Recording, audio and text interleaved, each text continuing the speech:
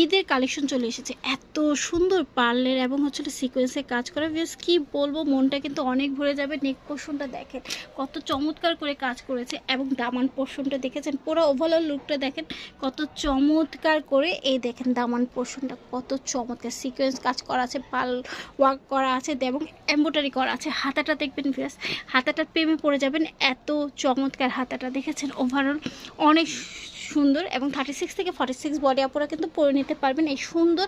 আর এটার সাথে যে দোপাট্টাটা আছে, দোপাট্টাটা প্রেমে পড়ে যাবেন, এত চমৎকার দোপাট্টাটা দেখেছেন।